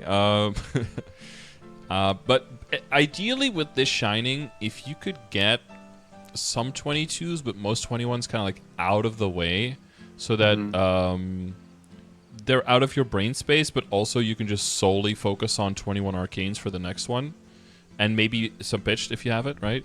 Then that'll also make the next project so much clearer. Yeah, probably some superiors will stay at 21, but it'll basically just be the next event. You'll be okay, it's arcanes and then maybe some 22s, and then all you have to do is look at backups. Oh, I have 2 or 3 backups and I have 21s. I'm not touching that. oh, I have 12 backups? Yeah, maybe I'll do it, you know? Then it's a very clear line of, is it even remotely a possibility, or is it a fuck no, try again next year kind of thing, you know? That makes it much more, easy discernible. I'm thinking, is there any pieces that we've kind of like skipped over, or any processes that we've kind of skipped over? I don't believe so. We've got the belts, the earring. Talked a little bit about the flames as well, but overall your flames are very good. Your potentials, there are probably some potentials that could maybe use a little bit of a boost, but that's all after, you know? Like you're definitely still very heavily, your potentials are fine. You're very heavily, your familiars are fine. It's really just a Star Force story right here. Yeah. I think with this shining, and then with the 5, 10, 15, after that, if you can get close to like getting, if you basically have like half of your items 21/22, and you can work your arcanes up to 21, and then you liberate, you're just, that's like normal Kalos, easy calling. Okay. If you have the levels even up to maybe like extreme black mage and stuff, like that's basically all that's left there to do is just like get levels and grind fragments, but that's the same thing. And just build up your 6th, because everything else solid, honestly. Yeah, some black flames from events will help you out, but it's gonna all come down to like that weapon. You could opt for like stars on the weapon, but because October, you have 3 backups. Yeah, you could go for 1 star, but I would really only do that if you can get through these projects within the Shining and you somehow have money left. And otherwise, like the 5, 10, 15 after. Again, like event comes around and you do have the backups, it's like, fuck it, you know? Because then you could do it without safeguarding, and it's a pretty cheap upgrade at that point. But if you have like 1 and you already have an 18, as you have to safeguard, it's like, that's not even an option. So that's why time and being more patient, being more risk averse, and being a little bit more casual, I think is a really good way of handling this game. Because you can get to make so many more EV positive or like higher EV decisions that don't put you into the, I maybe completely ruin my account kind of situation. I don't like those options. That's I do nothing, you know, indecision paralysis level of a decision for me personally. Cool. Okay, I think that covers everything, unless you can think of something. No, I think that was it. Yeah, I think we covered all the backups and all the items. Good. Yeah, I guess Daybreak you could try to send it. Daybreak is pretty much a 22 or nothing, kind of like pitched, because if it hits, it puts your it frees up your Dominator, and then you could use that Dominator straight up to 21 into the pendant right away, and then you can keep your backups for Source later. But if the Daybreak doesn't hit and you do it the other way around, and later the Daybreak hits, then the spare Daybreak become Dominators because they're also 140 pendants, and then they can also become fodder into the Superior, into the Source. So, but you're in a really good position. I think most people in your situation will have like 3 or 4 Dominators, and that's a completely different account that you have to look into. I made this thing, I said this thing to my chat, I don't know if you were there, but it's like, if you could choose between a character that has like completely built out maxed symbols, but like, you know, no equip inventory, or an equip inventory that kind of looks like this but has no symbols, which one would you pick? And everyone was like, give me level 0 symbols instantly, because, you know, I know for sure if I just grind my head into the, you know, into the millstone, like eventually I get the symbols max. But this could take 2 years, you know, to build up, or longer. So with symbols will be maxed way before then. So I think that insight as well, if you can see that in like the blink of an eye, then you kind of know the value of certain things.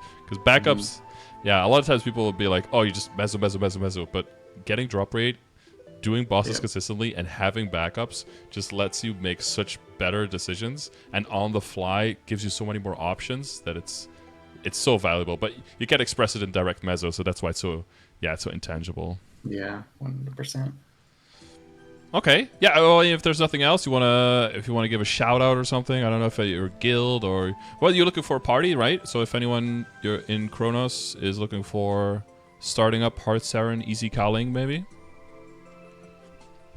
Yeah, I think that would be the only thing. yeah, they can reach out to you. So message spit down. Spy. How do you say it? Just spy down or Right on. like spy, like you getting spied on. Like they're spying. They're I've spying never on thought you. of it that way, but that's so funny. It's basically an IGN I stole from my brother a long time ago. Gotcha. Once he stopped playing video games, You I stop took it gaming. You're over. like, I could actually yoink it. It's a really good one. Yeah. Yeah.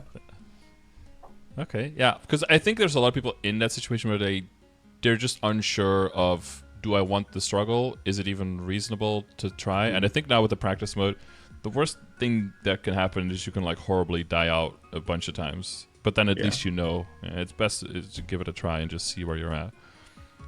Okay. Well, I wish you best of luck in 2 days. Hopefully, you can get through it without too many booms so that the jump up to 22 will then also become more reasonable earlier on. But more than that, I hope you hit a Roar 4 soon, because all the other upgrades are kind of a joke compared to jumping from Roar 3 to Roar 4. Like, that's as big as all the other upgrades we talked about, basically, just in itself by RNG from a box. But it's still so much better than Tower of Oz, so we can't be we can't be too picky, right? It's still so much more reasonable to actually get it. But that's also the cool thing about the Seren and Kalos, is you start getting that higher tier box more often, right? And that's dramatically increases your odds of hitting that 4. So, yeah, I wish that for you, and all the best of luck. If something still comes up, hit me up on Discord, but otherwise, you know where to find me during stream and everything, and help you out as much as I can. Sounds good. Appreciate it. All right. Appreciate you as well.